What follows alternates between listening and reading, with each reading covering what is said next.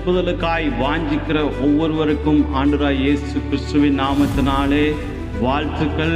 தொடர்ந்து எங்களுடைய ரூட் நெகேமியா என்கிற சமூக வலைத்தளங்கள் ஊடாக இந்த எழுப்புதலை குறித்ததான சத்தத்தை நீங்கள் கேட்கிறது மாத்திரமல்ல, நீங்களும் இந்த எழுப்புதலுக்கு ஆயத்தமாக வேண்டும் என்பதே தேவனுடைய பிரதான நோக்கமாயிருக்கு. இந்த ஆதி நிலைமைக்கு திரும்புகிறது என்கிற ஒரு காரியத்தை குறித்து நான் கடந்த நாட்களில் உங்களோடு பேசினேன்.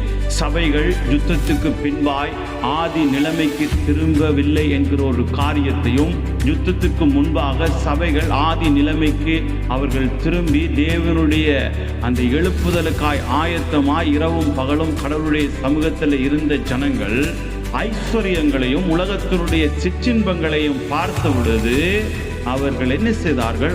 ஆதி நிலைமையில இருந்து அவர்கள் சற்று விலகி இந்த உலகத்தோடு ஒத்த வேஷம் தரிக்கிறதுக்கு தங்களை அர்ப்பணித்துக் கொண்டார்கள்.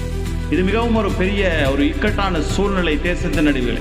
ஒரு காலகட்டத்திலே நாங்கள் வாழ்கிற நாட்களிலே கையடக்க தொலைபேசி என்பது, இல்லாவிட்டால் மொபைல் போன் என்பது, அதை நாங்கள் பார்த்ததும் இல்லை, கேட்டதும் இல்லை. எங்கேயோ ஒரு இடத்துல தொலைத்தொடர்பு நிலையத்தில் நாங்கள் போய் நின்று அந்த தொலைத்தொடர்பிலே நாங்கள் ஒரு மொபைல் இலக்கத்தை யாரோடு பேச வேண்டும் என்கிற ஒரு இலக்கத்தை கொடுக்கிற பொழுது அவர்கள் எங்களுக்கு ஒரு சில நிமிடங்களை குறித்து என்ன செய்வார்கள்? தருவார்கள். அந்த நிமிடங்களிலே நாங்கள் போய் கதைத்து விட்டு வருகிற ஒரு காலம் இருந்தது.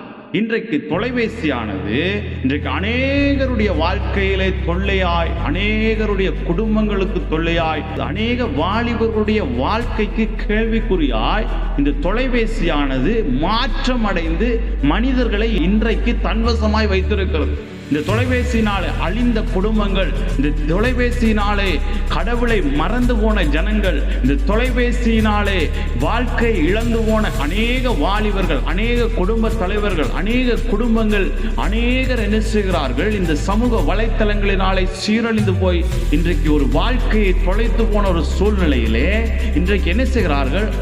அநேகர் இன்றைக்கு தங்களுடைய வாழ்க்கையை தொலைத்து விட்டு இன்றைக்கு ஒரு கேள்விக்குறியாய் நின்று கொண்டிருக்கிற அநேகரை நாங்கள் கண்ணூடாய் பார்க்கிறோம், கேட்கிறோம், அவர்களுடைய வாழ்க்கையை குறித்து அறிந்திருக்கிறோம்.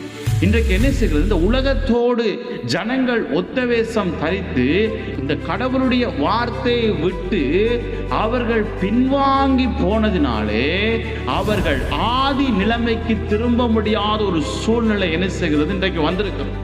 இன்றைக்கு நாங்கள் பார்க்கிற பொழுது இன்றைக்கு உலக பிரகாரமான காரியத்துக்குள்ளே தங்களுடைய வாழ்க்கையை நுழைத்து கொண்டு உலக பிரகாரமான காரியத்திலே தங்களுடைய வாழ்க்கையை அர்ப்பணித்துக் கொண்டு கடவுளை மறந்து கடவுளுக்கும் தங்களுக்கும் ஒரு தொடர்பில்லாமல் இந்த உலகம் தான் எங்களுக்கு கை கொடுக்கும், உலகத்துடைய ஞானம் தான் எங்களுக்கு கை கொடுக்க கூடும், நாங்கள் என்ன செய்ய வேண்டும்? கடவுளுக்கு மேலாக என்ன செய்கிறான்? பிசாசானவன் இந்த உலகம் என்கிற ஒரு காரியத்தை இன்றைக்கு மனிதர்களுக்குள்ள காண்பித்து அவன் என்ன செய்கிறான்?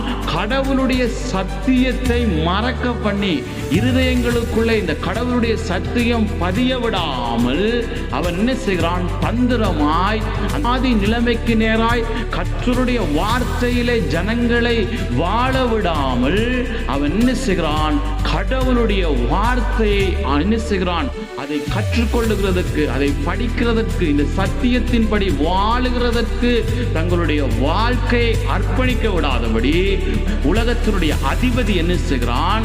பிரபஞ்சத்துக்கு ஒத்த வேஷம் தரிக்கிறதற்கு ஏதுவாய் தேவனுடைய பிள்ளைகளை தன் வசமாய் வைத்துக் கொண்டு உலகமயமாக்கப்பட்ட இலத்திரனியலுக்குள்ள, உலகமயமாக்கப்பட்ட இந்த மொபைல் போன், இன்னுமா இந்த இன்டர்நெட் உலகத்துக்குள்ள, சமூக வலைத்தளங்களுக்குள்ளே இன்றைக்கு சிறியோர் முதல் பெரியோர் வரைக்கும் இன்றைக்கு பால் குடிக்கிற குழந்தையாயிருக்கலாம், முதிர் வயது உள்ளவர்களாயிருக்கலாம், யாராய் இருந்தாலும் அவர்களை என்ன செய்கிறான்? பிசாசானவன் இந்த சமூக வலைத்தளங்களுடைய காரியங்களுக்குள்ளாக அடிமைப்படுத்திக் கொண்டு கடவுளுடைய வார்த்தையை ஒரு மனிதனுடைய இருதயத்துக்குள்ளே பதித்து வைக்க முடியாத அளவுக்கு அவன் இந்த உலகத்தை தந்திரமாய் ஒவ்வொரு மனிதனுக்குள்ளும் விதைத்து வைத்திருக்கிறான் என்பதை யாராலும் மறுக்க முடியாது. இன்றைக்கு வேதத்தை வாசிக்கிறார்கள். வேதத்தை வாசிக்கவில்லை என்பதல்ல, வேதத்தை கற்றுக்கொள்ளவில்லை என்பதல்ல, வேதத்தை யாரும் என்னது கடவுளுடைய வார்த்தையை கேட்காமல் இருக்கிறார்கள் என்பதல்ல. எல்லாரும் கடவுளுடைய வார்த்தையை கேட்கிறார்கள், வேதத்தை வாசிக்கிறார்கள், கடவுளுடைய வார்த்தையை கற்றுக்கொள்ளுகிறார்கள். ஆனால் அது ஒவ்வொருடைய மனிதனுடைய இருதயத்துக்குள்ளும் பதிகிறதா? அது ஒவ்வொரு மனிதனுடைய இருதயத்துக்குள்ளும் ஒரு மாற்றத்தை கொண்டு வருகிறதா? இந்த கடவுளுடைய வார்த்தையின்படி ஆதியிலே ஒரு மனிதன் கர்த்தருடைய வார்த்தைக்கு எவ்வளவுக்கு எவ்வளவாய் பயந்து கீழ்ப்படிந்து நடந்தானோ, அதே போல இன்றைக்கு இந்த வார்த்தையை பிடித்துக் கொண்டு நடக்க முடிகிறதா? இந்த வார்த்தை எவ்வளவுக்கு எவ்வளவு எங்களுடைய இருதயத்திலே ஒரு ஞாபகமாய் எங்களுடைய சிந்தனைக்குள்ளே இந்த வார்த்தை ஊடுருவி எங்களுடைய வாழ்க்கையை மாற்றுகிறது. இந்த வார்த்தையை நம்பிக்கொண்டு இன்றைக்கு ஒரு மனிதனால் வாழ முடிகிறதா என்பதை குறித்து நானும் நீங்களும் சற்று இந்த நாட்களில் சிந்தித்து பார்க்க வேண்டியது அவசியமாயிருக்கிறது. ஒருவேளை இந்த வார்த்தையை நீங்கள் கேட்டுக்கொண்டிருக்கலாம், இந்த வார்த்தையை நானும் நீங்களும் வாசித்திருக்கலாம், இந்த வேதாகமம் ஒவ்வொருடைய கரங்களிலும் இருக்கலாம். உங்களுடைய ஞாயிற்றுக்கிழமை ஆராதனைக்கு மாத்திரம் இந்த வேதாகமத்தை பயன்படுத்திவிட்டு, இல்லாவிட்டால் ஏதோ ஒரு தேவைக்கு மாத்திரம், இல்லாவிட்டால் ஒரு நாள் ஏதோ ஒரு ஃபார்மாலிட்டி, ஒரு வளமையாய் வாசிக்க வேண்டும் என்கிற ஒரு காரியத்திற்காக இந்த வேதாகமத்தை வாசித்து விட்டு நீங்கள் உலகத்தோடு இந்த மொபைல் போனோடு உங்களுடைய வாழ்க்கை நிற்க கூடுமாயிருந்தால், நாம் ஒரு நினைக்கிற ஒரு எழுப்புதலை, நாம் எதிர்பார்க்கிற ஒரு வாழ்க்கையை, இல்லாவிட்டால் கடவுள் நம்மிடத்திலே கொடுத்த பொறுப்பை நாம் ஒரு நாளும் செய்ய முடியாத ஒரு நிர்பந்தமான சூழ்நிலைக்கு தள்ளப்படுவோம். ஏன் ஆதி நிலைமைக்கு திரும்ப வேண்டும்? கடவுளுடைய நோக்கத்தை நிறைவேற்ற வேண்டும். ஏன் மனிதன் கடவுளோடு ஒன்றித்திருக்க வேண்டும்? அவன் கடவுளை என்ன செய்ய வேண்டும்? கடவுளுடைய நோக்கத்தை நிறைவேற்றுகிறதற்காக ஒன்றித்திருக்க வேண்டும்.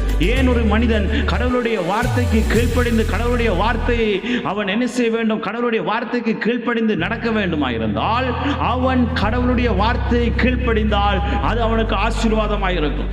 ஆபிரகாம் என்கிறவர் என்ன செய்கிறார்? கர்த்தருடைய வார்த்தைக்கு கீழ்ப்படிந்து எல்லா சூழ்நிலைகளிலும் நடந்தான். அது அவனுக்கு ஆசீர்வாதமாய் மாறினது.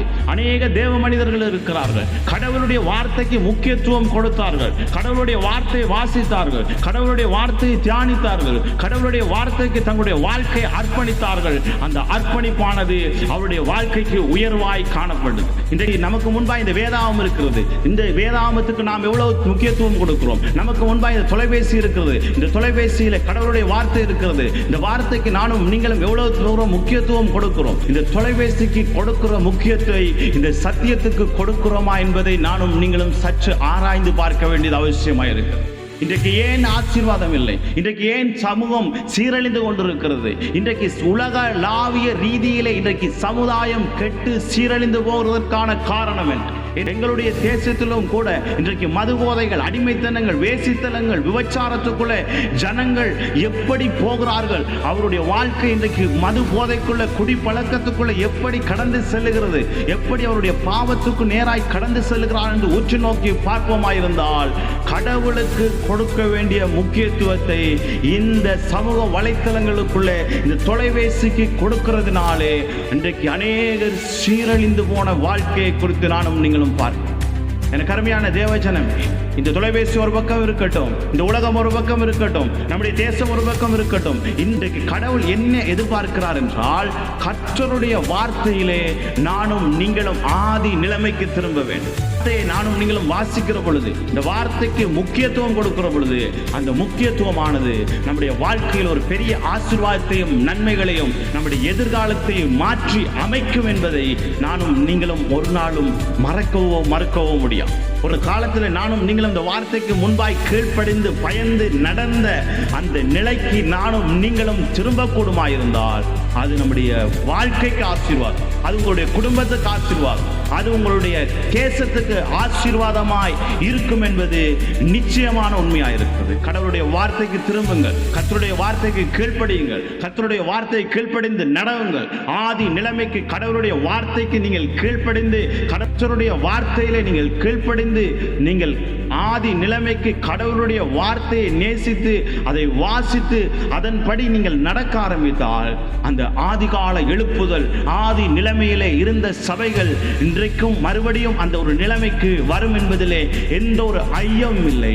இன்றைக்கு நான் உங்களுக்காய் ஒரு சிறு ஜெபத்தை எடுக்க போகிறேன். இந்த வார்த்தை ஒரு மனிதனுடைய வாழ்க்கையில மிக முக்கியமாக இருக்கிறது.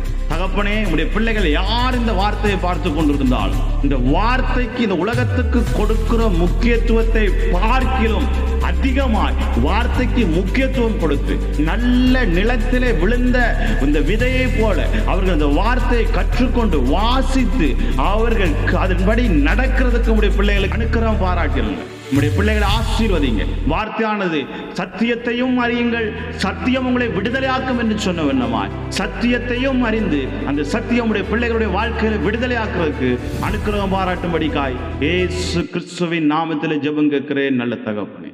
ஆமென்.